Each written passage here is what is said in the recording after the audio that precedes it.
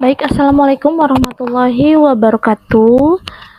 Pada pertemuan kali ini saya akan membahas tentang perkembangan bahasa anak. Nah, sebelum kita memahami apa itu perkembangan bahasa anak, kita pahami dulu yuk komponen-komponen di dalam berbahasa. Yang pertama yang harus kita pahami adalah fonologi. Apa itu fonologi? Fonologi itu adalah yang menggambarkan suatu sistem bunyi pada bahasa. Fonem ini merupakan unit bunyi yang membentuk kata. Jadi ketika kita berbicara fonologi, maka ini berbicara tentang bunyi suatu bahasa. Berikutnya ada semantik. Nah, semantik ini adalah yang mempelajari arti dari kata-kata dan kalimat. Jadi yang mempelajari suatu makna bahasa. Ini namanya semantik. Terus berikutnya grammar. Nah, grammar ini yang menggambarkan struktur bahasa, sintaks ya. Sintaks ini adalah serangkaian aturan grammar yang mengarahkan bagaimana kata-kata dapat terbentuk menjadi kalimat. Ya, berikutnya untuk morfem. Morfem ini adalah unit bahasa terkecil yang mengandung arti. Biasanya morfem ini kita sebut sebagai imbuhan. Nah, ini namanya morfem atau morfologi. Ya, seperti imbuhan di, ke, an gitu ya. Berikutnya ada pragmatik. Nah, pragmatik ini adalah terdiri dari aturan bagaimana berbahasa yang tepat dalam konteks sosial. Contohnya misalkan ada siswa yang ingin ke kamar mandi, nah maka dia meminta izin kepada gurunya itu dengan bahasa, "Pak, maaf, permisi, saya mau buang air kecil ke belakang." Nah, buang air kecil ini secara denotatif anak tersebut itu akan membuang air dalam jumlah yang kecil gitu ya. Tetapi secara pragmatik bahwa buang air kecil itu ya sama dengan kencing gitu ya, tetapi secara pragmatik juga buang air kecil ya akan lebih sopan daripada menggunakan kata kencing gitu ya. Terus ke belakang. Nah, ke belakang itu memang arti denotatif bahwa ya toilet atau kamar mandi.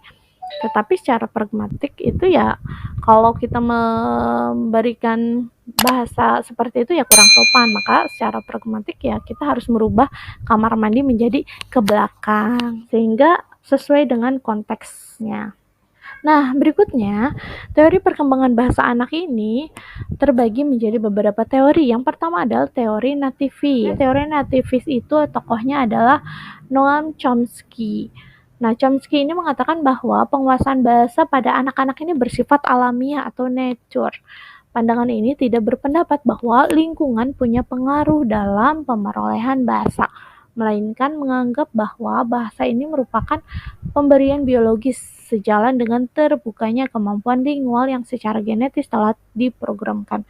Jadi Chomsky ini mengatakan bahwa anak menguasai bahasa ya karena memang dia punya bawaan dari lahir. Dia tuh punya seperangkat yang namanya alatnya LAD atau Language Acquisition Device. Nah, alat inilah yang memberikan anugerah kepada setiap manusia, di mana nanti manusia itu ya bisa memperoleh bahasa, bisa mengolah suatu bahasa, ya bisa berbicara dengan baik. Nah, ini karena adanya LAD, bukan karena lingkungan. Ya, jadi lingkungan ini sangat tidak mempengaruhi perkembangan bahasa anak. Nah, ini menurut teori nativis. Berbeda dengan teori behavioristik. Nah, ini di mana teori behavioristik ini tokohnya adalah Skinner. Ya, teori behavioristik ini sangat bertentangan sekali dengan teori nativisme.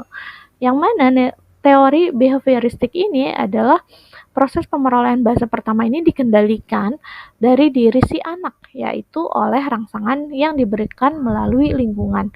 Jadi menurut Skinner dan kawan-kawan bahwa anak bisa memperoleh bahasa ya karena ada lingkungan yang membentuknya gitu ya. Jadi anak yang baru lahir itu ya bagaikan kertas kosong, sedangkan yang mengotori itu adalah lingkungannya. Jadi anak itu ya baru lahir ya belum bisa apa-apa gitu. Yang mengajari siapa? Yang mengajari ya lingkungan.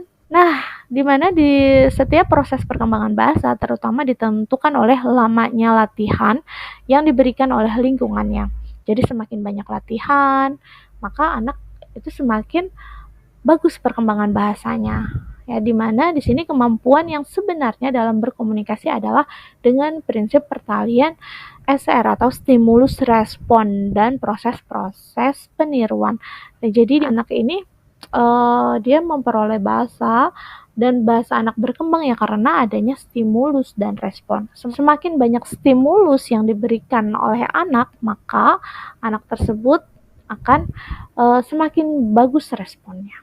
Nah, ketika ada anak kecil, anak bayi, walaupun dia belum bisa berbicara, maka di teori behavioristik ini ya memang bagus ya, seorang ibu itu harus menstimulus terus, harus ngajak ngobrol terus si anak, walaupun memang si anak itu belum bisa ngobrol ya, karena stimulus itu bagus sekali untuk perkembangan bahasa anak. Nah, berikutnya teori yang ketiga adalah teori kognitif. Ini dipelopori oleh Jean Piaget, di mana dia mengatakan bahwa bahasa itu bukanlah suatu ciri alamiah yang terpisah, melainkan salah satu di antara beberapa kemampuan yang berasal dari kematangan kognitif. Nah, jadi di sini Jean Piaget ini yang mengandalkan ya dari kemampuan otaknya si anak ya, kalau emang dia kognitifnya bagus, penalarannya juga bagus ya, maka perkembangan bahasanya juga akan bagus gitu. Nah, di mana di sini bahasa distrukturi oleh nalar, maka perkembangan bahasa ini harus berlandas pada perubahan yang lebih mendasar dan lebih umum di dalam kognisi. Jadi, urutan-urutan perkembangan kognitif menentukan urutan perkembangan bahasa. Di dalam teori Piaget, ya teori kognitif, bahwa seorang anak ini ya mengalami tahapan di dalam perkembangan ya. Di dalam perkembangannya itu ada tahapan-tahapannya, yaitu ada sensorik motorik, pra-operasional, operasional konkret, dan operasional formal. Jadi nanti setiap urutan juga dia ada perkembangan kognitifnya. Nah, kemudian untuk periode perkembangan bahasa anak ini menurut Skyr-Lekens ya, ini bahwa terdiri dari beberapa periode. Untuk periode pertama atau yang disebut dengan prelingual ini terjadi pada usia 0 sampai 1 tahun. Nah, di mana di prelingual ini anak belum dapat mengucapkan bahasa ucapan. Ya, makanya disebut sebagai prelingual. Di mana anak itu belum dapat mengucapkan bahasa ucapan seperti yang diucapkan oleh orang dewasa. Nah, dalam arti belum mengikuti aturan-aturan bahasa yang berlaku. Jadi anak di usia 0 sampai 1 tahun ini memang masih terbatas ya ucapannya, masih tahap babbling papa, masih seperti itu. Kemudian perkembangan yang menyolok adalah perkembangan comprehensions, artinya penggunaan bahasa secara pasif. Misalnya, anak mulai bereaksi terhadap pembicaraan orang dengan melihat kepada pembicara dan memberikan reaksi yang berbeda terhadap suara yang ramah, yang lembut, dan yang kasar. Jadi di sini di usia 0 sampai 1 tahun ini di mana anak itu perkembangan bahasanya itu masih sifatnya comprehension. Jadi masih satu arah. Misalkan ketika dia mendengar suara mamahnya, maka dia tersenyum. Tapi kalau misalkan dia mendengar suara-suara yang keras ya sehingga mengagetkan si bayi ini, maka dia akan memunculkan rasa kaget sehingga dia menangis. Nah, itu penggunaan bahasa secara pasif atau comprehension. Jadi belum ada timbal balik dari lisan ke lisan. Terus berikutnya periode lingual dini. Nah, ini terjadi 1 sampai 2,5 tahun ya usianya. Nah, di mana periode ini anak mulai mengucapkan perkataannya yang pertama meskipun belum lengkap. Misalnya sakit ya, tetapi anak di usia ini bilangnya bisa ati atau atit gitu kan. Terus lagi anak ini berucapnya agi, ikut, itut, jatuh atau gitu, atau susu mereka baru bisa bilang cucu. Periode lingual dini ini ada dibagi lagi menjadi beberapa periode. Periode yang pertama adalah periode kalimat satu kata atau yang disebut sebagai holopress.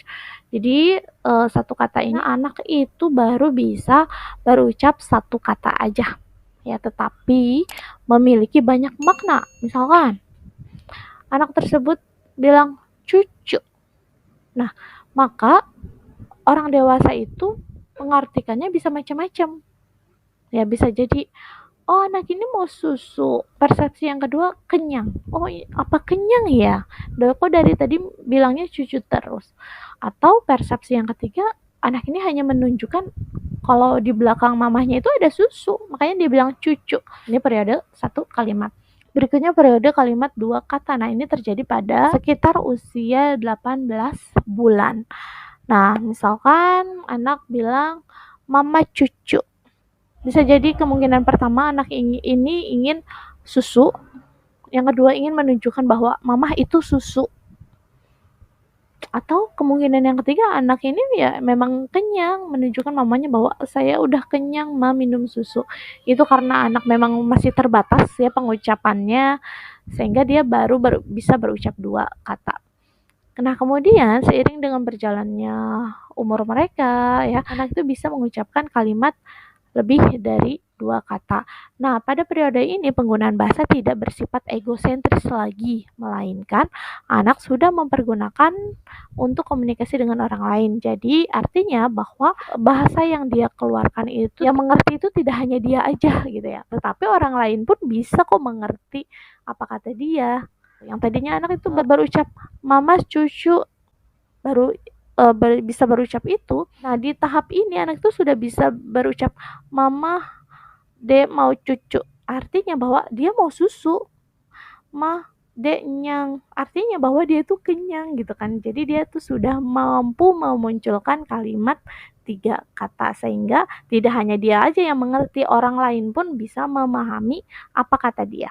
Terus berikutnya, periode yang ketiga adalah diferensiasi. Nah, ini terjadi pada usia 2,5 sampai 5 tahun.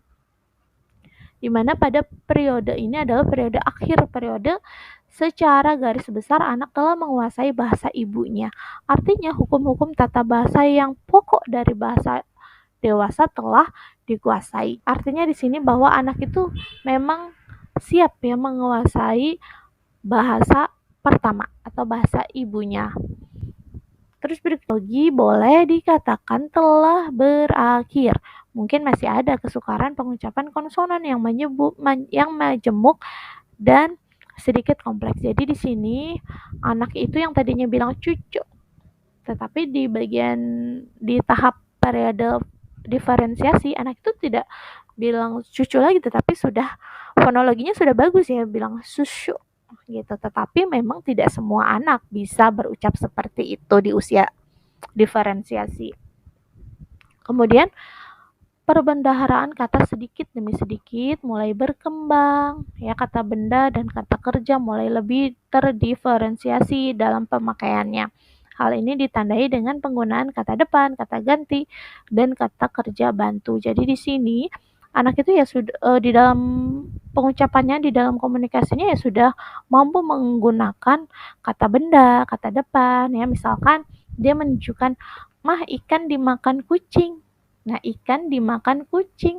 Dia tuh sudah bisa mengganti kata makan menjadi dimakan. Artinya bahwa ikannya itu dimakan kucing. Terus berikutnya fungsi bahasa untuk komunikasi benar-benar mulai berfungsi.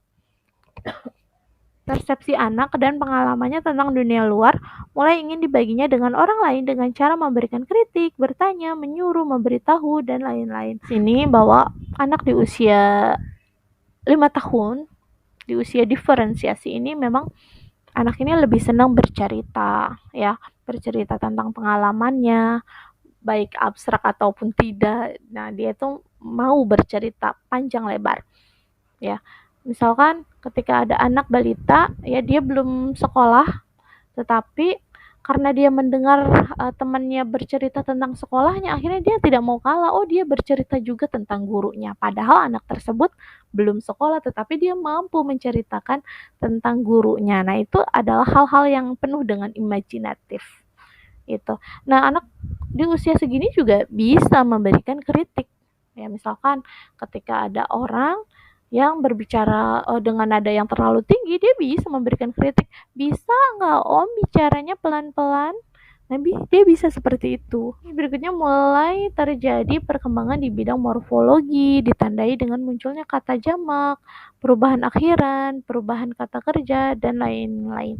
Jadi misalkan tadi ya, contohnya, mah ikannya dimakan kucing. Nah, ikan, mereka tuh udah bisa menambahkan katanya pada kata ikan. Ikannya.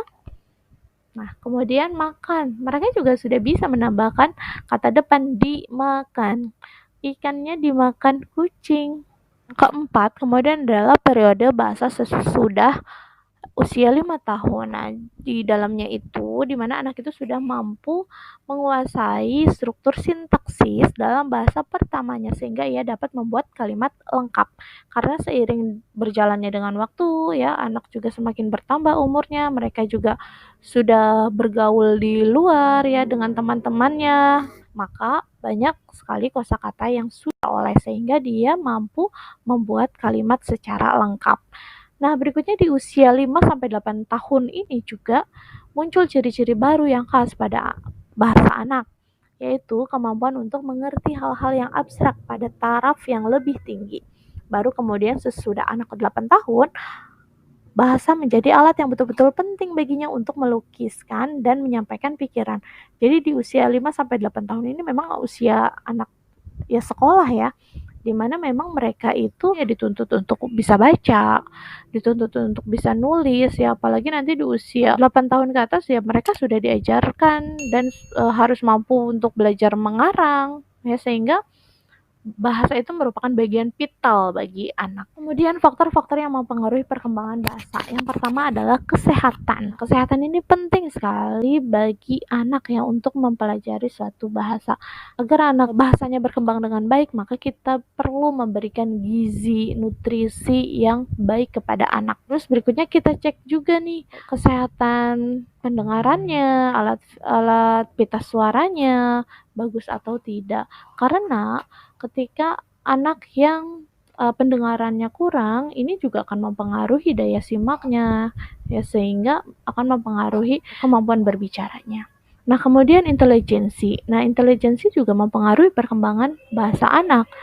Ketika memang anak memiliki intelijensi yang tinggi, otak yang cerdas, ya, ini akan berpengaruh pada perkembangan bahasa anak. Maka perkembangan bahasa anak ini akan semakin cepat ya ketika anak tersebut memiliki intelijensi yang tinggi.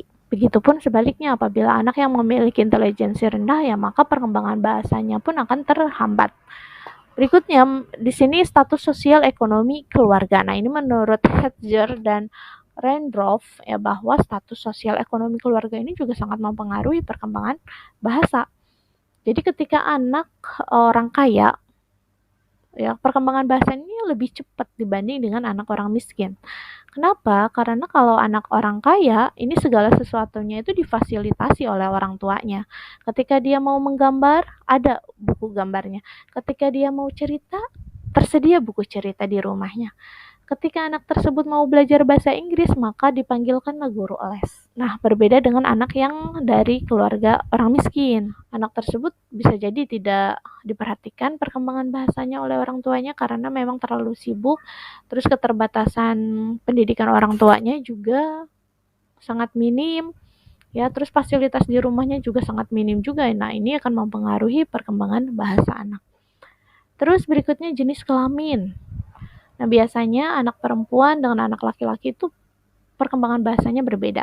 Kalau anak perempuan, dia vocabulary-nya atau kosakatanya itu sangat banyak sekali ya. Kalau anak perempuan, sehingga kalau disuruh bercerita, anak perempuan itu lebih jago dibanding dengan anak laki-laki. Terus berikutnya hubungan keluarga. Nah, hubungan keluarga ini juga sangat menentukan perkembangan bahasa. Kalau misalkan hubungan keluarga itu harmonis, maka anak pun belajar dengan tenang, belajar dengan santai. Berbeda dengan hubungan keluarga yang tidak harmonis ya. Misalkan anak tersebut broken home, ya maka anak tersebut tidak dipedulikan, tidak diperhatikan, maka akan mempengaruhi perkembangan bahasanya. Terus berikutnya dorongan. Ya tentu kalau dia memiliki dorongan yang tinggi, motivasi yang tinggi, ini akan mempengaruhi perkembangan bahasanya. Kalau dia punya motivasi yang tinggi, dorongan yang tinggi ya, maka perkembangan bahasanya pun semakin cepat, semakin bagus. Terus berikutnya hubungan dengan teman sebaya. Semakin banyak anak bergaul dengan teman-temannya, maka perkembangan bahasa anaknya pun semakin cepat. Itu tadi materi tentang perkembangan bahasa anak. Semoga materi kali ini bermanfaat. Jangan lupa like, comment, and subscribe. Terima kasih.